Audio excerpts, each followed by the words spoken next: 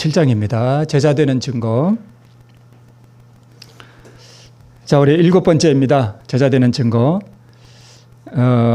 정로의 계단 1장부터 이렇게 올라가면서 우리 다시 한번 말씀을 드리지만 1장 경험하고 난 다음에 2장을 경험하고 또 2장 경험한 다음에 3장 경험하고 이렇게 생각하시면 안 돼요.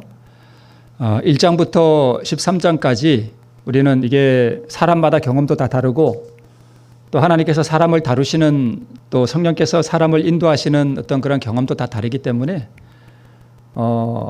이렇게 천편일률적으로 똑같지 않습니다.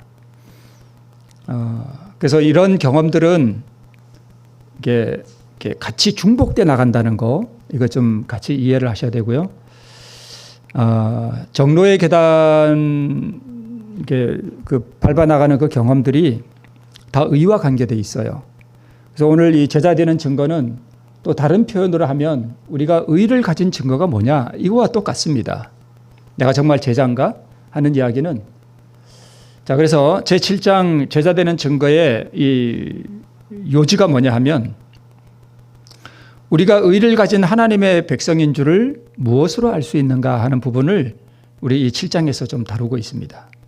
그래서 무엇으로 또는 증거할 수 있느냐 또 우리 7장에서는 그 증거가 뭐냐라는 답을 우리의 생애로 증거할 수 있다 이렇게 말씀하고 있습니다.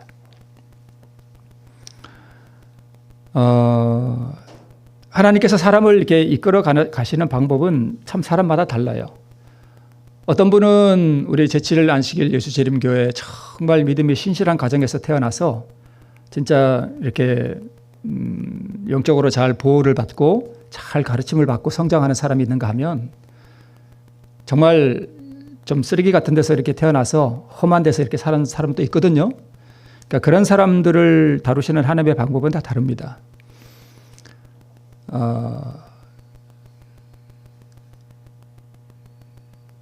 우리가 의를 가진 하나님의 백성인 줄 또 우리의 삶으로 증거할 수 있지만 또 내적으로는 어떻게 자기 스스로가 자기를 알 수 있는가 하면 의를 가지면요 좀 특징이 하나 있는데 그게 뭐냐 하면 이렇게 마음의 평화가 있습니다.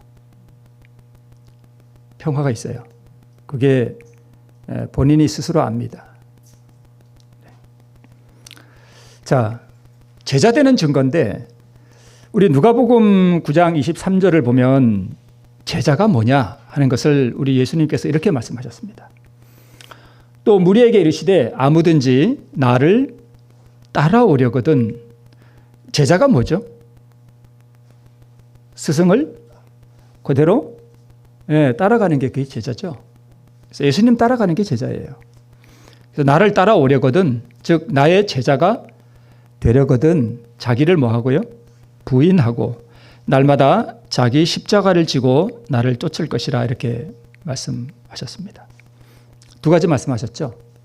자기를 부인하고 이제 이 자기 부인하는 게 여러분 뭔지 너무 잘 아시죠? 네, 자기를 부인하는 거. 내 감정, 내 뜻 또는 내 생각 이런 거 이게 부인하는 거죠. 또 하나님께서 우리에게 지어주시는 십자가가 있잖아요. 그런 것들을 지고 우리 예수님을 쫓아간다 이렇게 말씀하고 있습니다. 이게 제자입니다. 그래서 우리 요한계시록에다 보면 어린 양이 시온산에 섰고 14만 4천이 섰는데 어린 양이 어디로 인도하든지 따라가는 자였다 이렇게 기록하고 있습니다. 그러니까 구원받는 사람들은 예수님을 다 따라가는 제자들이라 하는 것을 우리가 알 수 있습니다. 자, 어떤 사람은 자기가 언제 거듭났는지 언제 제자가 됐는지 잘 모르는 사람들이 있습니다. 요한복음 3장에 보면 내가 내게 거듭나야 하겠다는 말을 기이 여기지 말라. 바람이 임의로 불매 내가 그 소리를 들어도 어디서 오며 어디로 가는지 알지 못하나니 성령으로 난 사람은 다 이러하니라 라고 말씀하고 있습니다. 어떤 사람은요 진짜 참 어려움 가운데서 마음의 격동 가운데서 자기를 굴복시킴으로 아주 뜨겁게 어떤 의를 경험하는 사람이 있고요. 또 어떤 사람은 그냥 해가 이렇게 동해 바다에서 떠오르듯이 그냥 예수님을 이렇게 따라가는 사람이 있어요. 막 특별한 뭐 이벤트도 없고 무슨 사건도 없는데 그냥 그 삶을 보면 예수님이 너무 좋고 또 예수님을 이렇게 따라가는, 그래서 내가 거듭났나? 언제 거듭났지? 이거 모르는 사람들이 있어요. 근데 이런 사람들 중에 이렇게 마음의 평화가 있고 예수님을 사랑하고 이웃을 사랑하고 하는 그런 사람들이 있습니다. 각자의 경험이 달라요. 그런 사람들이 있다는 이야기를 우리 여기 종로의 계단에서도 말씀하고 있습니다. 자, 성령의 능력이 사람에게 새롭게 하는 능력으로 임재하고 사람이 성령의 역사에 순복할 때 거듭나게 됩니다. 그리고 새 생애가 시작되게 돼요. 이 성령의 능력이 언제 사람에게 역사하는가 하면 그 의를 사모하고 예수님을 한번 나도 만나보고 싶다는 어떤 갈망을 가지고 그걸 그렇게 추구하는 사람들에게 성령이 역사하셔요. 이게 각자만의 어떤 경험들이 다 있으실 거예요. 그 성령이 마음에 역사하는 걸 그걸 뭐라 설명할 수는 없지만 이렇게 가슴에 확 이렇게 오는 게 있습니다. 그런 성령의 역사, 우리가 순복할 때, 그러니까 이제 뭐 자주 말씀을 드렸습니다만 나아만 장군의 경험에 비추어 보면 성령께서 언제 말씀하시는가 하면 그 요단강에 들어가라는 이야기를 듣고 나아만이 되게 기분이 나빴습니다. 감정이 확 올라와가지고 이것들이 그러면서 이제 막 화가 났잖아요. 그때 그 종들이 나와서 한 얘기가 바로 성령의 음성이었어요. 그런 걸 성령의 음성이라 그럽니다. 이 종들이 나와가지고 내 아버지요, 문둥병이 낫겠다는데 그보다 더한 일도 하라면 하지 않겠습니까? 근데 그 요단강에 들어가 씻으라는데 그거 못하겠습니까? 한번 들어가 씻어 보세요. 이제 권면하잖아요. 그런 걸 성령의 음성이라 그럽니다. 그러니까 그 종의 음성을 듣고 나아만이 뭐가 됐을까요? 마음에 투정에 갈등이 팍 일어나는 거예요. 들어갈까? 속에서 이 자아는요, 그냥 집에 가, 한번 터뜨려버려 막 하는 것과 성령의 그 음성이 너 자신을 굴복시켜라는 그 음성이 이게 막 투쟁이 일어날 때 이제 거기서 나아만이 선택하는 거죠. 다행히도 나아만은 의쪽으로 선택했습니다. 그런데 부자 법관은요, 내 있는 걸 다 팔아가지고 가난한 자에게 주고 나를 따르라 하는 이야기는 나의 제자가 되라 하는 음성이었죠. 근데 이제 그의 마음속에 있는 그 탐욕의 정신과 예수님의 음성이, 그것도 물론 성령의 음성이라고 할 수 있죠. 투쟁이 일어날 때, 그러니까 나아만과 부자 법관은 똑같은 자리에 섰던 거예요. 그죠? 똑같은 자리에 섰어요. 그런데 나아만은 선택을 잘 했고 자기를 굴복시켰고, 부자 법관은 성령의 음성에 순복하지 않은 것입니다. 그죠? 순복을 안 한 거예요. 자기가 결정하는 것입니다. 만약 그때 그 법관이 예수님을 그렇게 하고 따랐더라면 이 부자 법관도 예수님의 제자가 되는 거죠. 그래서 우리가 때로는 이렇게 교회를 다니고 내가 목사고 내가 장로이기 때문에 남의 이목이 두려워서 범죄를 안 하는 경우가 많아요. 그죠? 속에서 의의 충동이 올라와서 그런 게 아니라 자존심 때문에, 또는 만약 내가 밖에 나가서 엄한 짓을 해도 어떤 사회적으로나 이렇게 제재가 없고 처벌이 없다면 나가서 막 살 사람들이 얼마든지 많습니다. 근데 뭐가 두려워서요? 처벌이 두렵기 때문에 그렇게 못하는 것뿐이지. 네. 혹은 자기의 영광을 얻기 위해서, 자기의 이름을 내기 위해서 의를 행하고 선을 행하는 사람들이 있습니다. 이런 사람들을 일컬어서 제자라고 하지는 않습니다. 그럼 내가 어느 편에 속하였는지 어떻게 알 수 있는가 하는 것을 우리 종로의 계단에서 말씀하고 있는데, 나는 누구에 대해서 말하기를 좋아하는가? 내가 말하는 대상이 주로 누군가? 아니면 내가 하루를 이렇게 살아가면서 아침부터 자리에 눕기까지 나는 누구에 대해서 생각하기를 좋아하는가? 내 생각을 주로 누가 차지하고 있는가? 나는 예수님 생각하는 걸 좋아하는가? 아니면 내 사업? 아니면 내 친구? 내가 사랑하는 어떤 것? 이런 것들에 대해서 내가 생각하기를 좀 좋아하는가 하는 걸 보면 내가 제자인가 아닌가 하는 것을 알 수 있다고 정리교단이 말씀하고 있습니다. 자기가 알죠. 네. 나의 관심과 애정의 대상이 누구에게 있고 또 무엇이냐 하는 것입니다.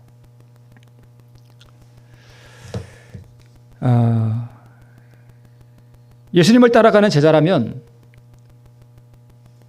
예수님이 좋기 때문에 우리가 이거는 상식적인 거죠.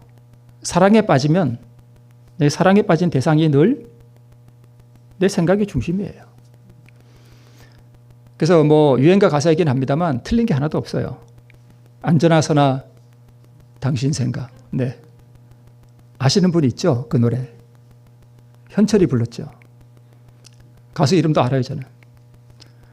안전하서나 당신 생각. 뭐 떠오르는 그대 생각 하면서. 그러니까 우리가 예수님을 정말 사랑하고 예수님을 좋아하고 쫓아간다면 우리는 늘 예수님에 대해 생각하고 그분을 찬미하는 걸 좋아할 거예요. 그죠? 네. 예수님을 생각하는 것이 가장 큰 즐거움이 되고요. 모든 소유와 몸을 예수께 다 바치는 게 즐거움이 돼요. 남자나 여자나 이렇게 결혼을 하면 정말 대상을 사랑한다면 내 몸이나 내 가진 것이나 내 애정이나 모든 걸 내 상대방에게 주는 걸 기뻐하겠죠. 그걸 좋아하겠죠. 하나도 아깝지 않죠. 예수님의 정신을 나타내고 그분을 기쁘게 하기를 원합니다. 성령의 열매를 맺게 되고 이게 이 7장의 내용은 뭐 좀 그냥 상식적인 거라 그럴까? 뭐 그 정도로 우리가 미루어 짐작해 볼 수 있는 그런 내용인데요. 중요한 것은 우리가 이걸 아느냐 모르느냐, 뭐 새로운 걸 이렇게 알게 되거나 뭐 이런데 우리의 의의가 있는 게 아니라 내가 정말 이렇게 사냐 하는 것이죠, 그죠? 네. 그래서 전에 미워하던 것, 즉 전에 미워하던 의의를 이제는 사랑하고 전에 좋아하던 죄는 이제 싫어하게 된다. 이렇게 말씀하고 있습니다. 자기 주장이 강한 사람이 온유하고 겸손해지고요. 세상의 허영과 습관을 버린다라고 기록하고 있습니다. 네. 참 정겹죠? 저 그림을 딱 보면 뭘 알 수 있어요? 저 집에서 지금 아궁이에 불 떼고 있구나 하는 거 대반에 압니다. 자, 한 집에 꿀뚜기 2개 있는데 아궁이가 2개가 있는 것 같습니다. 그러니까 내가 의의가 있다면 그 의의가 밖으로 반드시 이렇게 드러나게 된다는 것입니다. 요지는 이거죠. 네. 하나님의 은혜로 말미암아 새롭게 된 마음에는 사랑이 모든 행위의 원칙이 된다. 사랑은 품성을 변화시키고 감정을 지배하고 정욕을 제어하고 증오심을 사라지게 하고 성정을 고결하게 한다. 이렇게 말씀하고 있습니다. 뭐 다시 한번 반복을 하지만 어떻게 그러면 이 사랑을 내 마음에 심을 수 있는가 하는 것입니다. 자, 영생을 얻는 조건은 지금도 옛날 에덴 낙원에서 우리의 시조가 타락하기 전과 똑같으니 곧 하나님의 율법을 온전히 순종하는 완전한 의가 요구된다. 그러니까 이게 무슨 얘기냐 하면 우리가 하늘나라에 가려면 조건이 딱 한 가지가 있다는 거예요. 하늘 가는 조건은 딱 한 가지예요. 그게 뭐냐 하면 율법을 지키는 거예요. 그 조건 한 가지예요. 영생을 얻는 조건은 이게 유일해요. 언제는 맨날 믿음 얘기하더니 오늘은 또 뭐 율법 지키라 그러네. 헷갈리게 이렇게 생각하시면 그동안 말씀을 조금 잘못 들으신 거예요. 그러니까 옛날 타락하기 전에 아담도 영원히 사는 조건이 뭐였어요? 선악과를 먹지 않고 하나님의 말씀에 순종하는 거였어요. 우리도 영생을 얻는 조건은 타락하기 전에 아담이 가졌던 그 조건과 하나도 다르지 않습니다. 우리도 뭘 지켜야 돼요? 율법을 지켜야 돼요. 근데 율법이 지켜지나요? 안 지켜지죠. 그리고 이미 다 율법을 한 번 이상 다 범했죠. 네. 자, 여기 종로의 계단에 이렇게 기록하고 있어요. 다시 한번 읽어볼게요. 영생을 얻는 조건은 지금도 옛날 에덴 낙원에서 우리의 시조가 타락하기 전과 똑같으니 곧 하나님의 율법을 순종하는 완전한 의가 요구된다. 이렇게 말씀하고 있습니다. 제가 한 단어를 뺐습니다. 뭘 뺐을까요? 완전히를 뺐습니다. 완전히. 그러면 우리는 한 번이라도 죄를 범했으면 이 완전히가 우리에게 적용이 안 됩니다. 우리는 이미 다 불합격이에요. 그죠? 만일에 영생을 이보다 약한 조건으로 허락하여 준다고 하면 온 우주의 행복은 위험을 받게 될 것이고 모든 재화와 비참을 일으키는 죄가 영원히 불멸할 길이 열리게 될 것이다. 영생은 의, 사랑 같은 말이죠. 네. 자, 이어서 아담은 타락하기 전에 하나님의 율법을 지킴으로 의로운 품성을 이룰 수 있었다. 그러나 그 일에 실패하였고 그의 범죄로 인하여 우리의 본성은 타락되어서 우리는 스스로 의로울 수 없게 되었다. 우리는 죄가 많고 거룩하지 못함으로 거룩한 율법을 완전히 지킬 수 없게 되었다. 자, 영생을 얻는 유일한 조건이 뭐라고요? 율법을 지키는 거예요. 율법을 지켜야 돼요. 그런데 여기 붉은 글씨를 보니까 우리는 이미 뭐가 많고요? 죄가 많고 거룩하지 못함으로 거룩한 율법을 온전히 지킬 수 없게 되었다. 그러면 이제 우리가 영생을 얻을 수 있는 길이 다 막혀버린 거예요. 그죠? 영생을 얻을 수 있는 길이 없어요. 여기까지 보면 우리는 이제 구제불능입니다. 아무리 노력해도 율법을 지킬 수가 없습니다. 이 거룩한 율법은 여러분, 우리는 흔히 이제 내가 안식일에 밭에 일을 안 하고 오늘 예배당에 이렇게 참석했어요. 그러면 내가 뭘 지켰다 그래요? 안식일 지켰다고 생각해요. 그리고 그 법관처럼 이제 도둑질도 안 하고 뭐 남의 여자를 건들지도 않고 뭐 거짓 증거도 안 하고 그러면 내가 율법을 지켰다고 생각하죠. 아주 피상적인 거예요. 이 율법이 하나님만큼 거룩한데 그 얼마나 거룩한지 그걸 감히 상상도 못하는 거예요. 그래 놓고는 그걸 자기가 뭐 했대요? 지켰대요.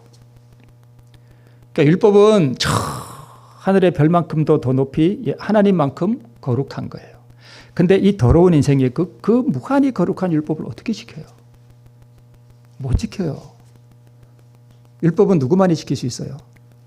하나님만이 지킬 수 있어요.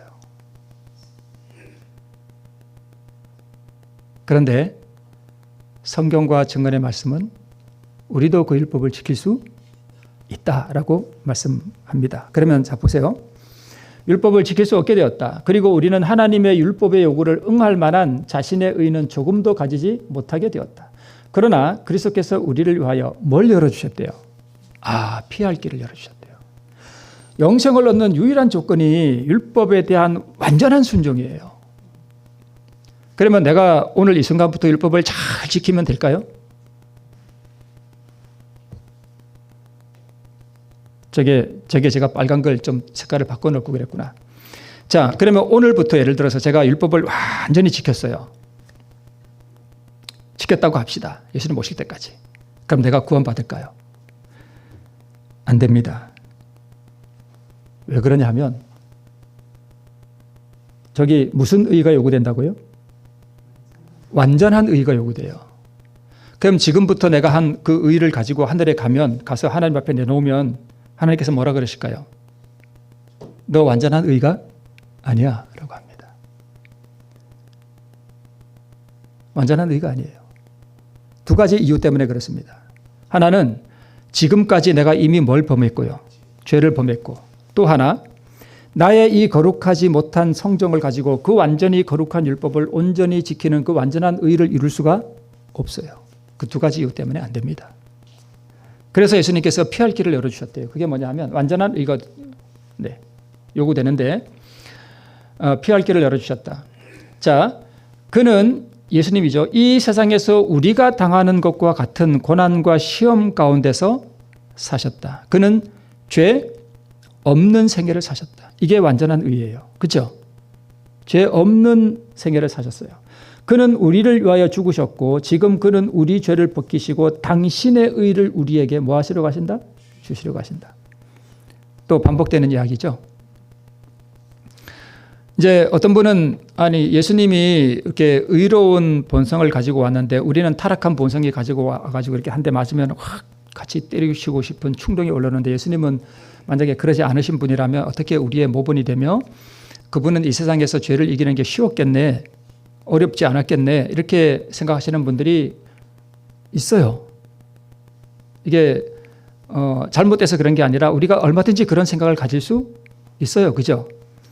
근데 이제 기억나시겠지만 예수님은 우리보다 더 혹독한 시험을 겪으셨는데 그게 뭐냐 하면 우리는 죄의 본성이 올라올 때 그것을 굴복시키는 어떤 그러한 자아굴복을 해야 했고 예수님은 어떤 자아굴복을 하셨는가 하면 자신의 그 신성의 본성을 사용하는 게 너무너무 자연스러운 분이었는데 이 광대한 우주 상상을 초월하는 거대한 별들과 이 무한한 세계를 말씀으로 운행하시는 분이에요. 그 신성의 능력을 사용하는 게 너무너무 자연스러운 분이었는데 그 자연스러운 신성의 능력을 사용하는 그것을 억제해야 하는 자아굴복을 하셨습니다. 기억나시죠? 제가 한번 몇 번 말씀드렸던 것 같은데. 그러니까 우리보다 상상을 초월하는 혹독한 자아굴복을 하셨는데 신성의 능력을 사용하는 것을 포기하는 자아굴복을 하셨어요. 우리 복음성경 주의 말씀에 그렇게 나옵니다. 네. 그래서 우리 다시 한번 또 말씀을 드리지만 그분이 우리에게 주신 그 피할 길은 뭐냐? 우리는 이미 다 틀렸다 이거예요. 그래서 그 피할 길이 뭐냐? 외부에서 나의 어떠한 공로와 선행과 죄와 상관없이 내 밖에서 어떤 의로운 한 분이 이루신 그 완전한 의를 나에게 선물로 주신다는 거예요. 나는 그 의를 받아서 아버지께 간다는 거예요. 이해되시죠? 이제 많이 말씀을 드려서 잘 이해되실 겁니다. 아주 귀에 못이 박히도록 우리가 많이 들었습니다. 그래서 내 의를 가지고 가는 게 아니라 예수님의 의를 가지고 가면 아버지 하나님께서는 내 죄나 또는 내 공로 이런 것 전혀 보시지 않고 뭘 보신다고요? 예수님의 의를 보시고 우리를 의롭다고 여겨주셔요.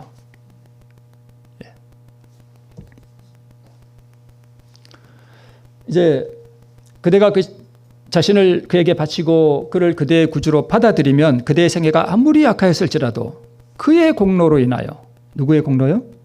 예수님의 공로로 인하여 그대는 의롭다 하심을 얻는다. 그리스도의 품성이 그대의 품성을 대신하게 되고 그대는 죄를 도무지 범하지 않은 것처럼 하나님 앞에 받아들이는 바 된다. 누구의 의 때문에요? 예수님의 의 때문에. 그리고 저 예수님의 의를 받으면 이 예수님의 의가 밖으로 그냥 자연스럽게 드러나는 게 바로 제자되는 증거라는 것입니다. 그래서 다시 한번 우리 이 시대 소망에 있는 말씀 봅니다. 율법은 의, 즉 의로운 생의 완전한 품성을 요구하지만 인류는 그 요구에 미칠 수 없다. 인류는 하나님의 거룩한 율법의 요구를 충족시킬 수 없다. 앞에 있는 말씀과 같은 내용이죠. 그러나 그리스도께서는 인간으로서 지상에 오셔서 거룩한 생애를 사시고 완전한 품성을 개발시키셨다. 원하는 자들에게 값없이 선물로 주신다. 예, 선물로 주셔요. 주시면 뭐 하면 돼요? 받기만 하면 돼요. 자, 믿음과는 전혀 다른 일종의 믿음이 있다. 하나님의 존재와 능력, 하나님의 말씀의 참됨은 사단과 그의 부하인 악한 천사들도 마음속으로 부인할 수 없는 사실이다. 성경의 귀신들도 믿고 떤다고 하였다. 그러나 이것은 믿음이 아니다. 그러니까 나는 예수님이 이 땅에 오셨다는 걸 믿어. 나는 하나님이 살아계시다는 걸 믿어. 나는 천사가 있다는 것도 믿어. 나는 이 성경 말씀이 하나님의 말씀이라는 사실도 믿어. 그런 것은 지적 동의라 그래요. 지적으로 동의하는 거예요. 예, 인정합니다. 저 믿습니다. 이것은 믿음이 아니에요. 믿음의 한 부분이에요. 한 부분이지만 우리를 구원하는 믿음은 아니에요. 그러면 진짜 믿음은 뭐냐?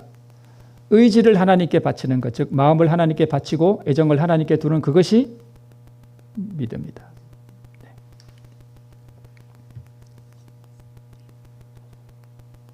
그대는 이 그리스도와의 연합을 믿음으로 말미암아 또는 그대의 마음을 항상 그에게 바침으로 유지해야 한다. 그러니까 종로의 계단이 계속해서 하는 말씀은 뭐냐면 의와 관련됐고 그것을 어떻게 우리가 받느냐 하는 것을 지금 설명하는 것입니다. 자, 실패할 수 있죠? 네. 자, 예수님이 제자들을 부르셨죠. 그래서 배와 그물을 버려두고 예수님을 따라가기 시작했죠. 부친을 버리고 배를 버리고 그물을 버리는 것 자체가 뭐냐 하면 자기를 부인하는 거예요. 자신을 예수님께 바치는 거예요. 그죠? 바쳤잖아요. 난 다 버립니다. 나는 당신을 따라가겠습니다. 그리고 제자들이 예수님 따라갔잖아요. 그 제자잖아요. 근데 제자들이 항상 죄를 안 짓고 승리만 했나요? 아니에요. 많이 실패했어요. 심지어는 그 성질머리가 못됐던 요한은 야고보 형제죠. 불이 하늘에서 내려고 저것들 태워 죽일까요?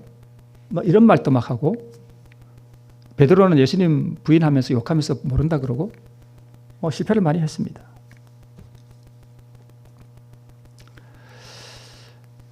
우리 정로계단에 이렇게 말씀하고 있습니다. 생애가 결함이 많은 것을 느껴요. 누구도요? 제자들도요. 네. 그래서 이렇게 따라가다가 이게 한번 실수하고 그러면 내가 정말 제자인가? 이렇게 의심하는 사람들이 있다는 거예요. 이러한 자들에게 나는 말하노니 낙심하여 뒤로 물러가지 마라. 제자들을 봐라. 이렇게 따라가다가 넘어지기도 하고 성질머리 부리기도 하고 심지어는 예수님 욕도 하고 잘했다는 건 아니지만, 네. 그래서 우리의 부족과 과실로 인하여 예수의 발날에 엎드려 눈물을 흘려야 할 때도 자주 있을 것이다. 이 사람들이 왜 예수님 앞에 엎드려 눈물을 흘리죠? 물론 실패했기 때문에도 그렇지만 예수님을 안 따라갔으면 이런 일도 없어요. 예수님을 따라가다가 넘어졌기 때문에 예수님 발 앞에 엎드릴 수 있는 거예요. 그죠? 네. 그래서 우리가 예수님을 따라가다가 실패하고 좌절하거나 이런 것들에 대해서 너무 낙심하지 말라 하는 것을 우리에게 말씀하고 있습니다. 그러나 우리는 뭐하지 말 것이다? 낙심하지 말 것이다. 비록 우리가 원수에게 실패를 당했을지라도 우리는 하나님에게서 버림을 받거나 싫어하는 바가 되거나 배척을 당한 것이 아니다. 결코 아니다. 그리스도께서 하나님 우편에 앉아 계셔서 우리를 위하여 중보하신다라고 말씀하고 있습니다. 예수님의 제자는요, 자기가 의롭고 나는 뭐 잘하고 있다 이렇게 생각하는 사람들은 제자가 아니에요. 뭐 방향이 잘못된 거예요. 흔히 예수님과 반대 방향으로 가는 사람이 자기 자신을 보고 나는 의롭다, 나는 깨끗하다, 나는 잘하고 있다, 내 안에는 더러운 게 없다, 이런 분들이 간혹 있어요. 오히려 예수님을 따라가고 예수님을 가까이 가면 가까이 갈수록 예수님의 거룩하심 앞에 자기가 부족하고 허물이 많고 자기 안에 죄악이 충만하다는 것을 고백했습니다. 믿음의 그 위대한 믿음의 조상들이 다 그랬어요. 네. 그대가 예수께로 더 가까이 갈수록 그대의 허물이 그대의 눈에 더 많이 드러나 보일 것이니 대개 이는 그대의 시력이 더욱 밝아져서 그대의 불완전한 것이 예수님의 완전한 품성에 대조되어 더욱 뚜렷이 나타나 보이게 되는 까닭이다. 이것은 사단의 미혹이 그 힘을 잃어버리고 그 대신에 하나님의 성신에 생기 있는 감화가 그대를 각성시키고 있는 증거이다. 여러분, 회개라고 하는 게 물론 지은 죄의 행위를 회개하는 것도 회개지만 이러한 경험 가운데 성령의 생기 있는 감화가 나를 각성시켜서 내 안에 있는 죄성을 보여줄 때에 우리가 뭐 하게 될까요? 회개하게 돼요. 내 안에 죄성이 충만하다는 것을 고백하게 됩니다. 네. 자기 죄가 흉악하다는 것을 깨닫지 못하는 자의 마음에는 예수에 대한 깊은 사랑이 뿌리를 박을 수가 없다.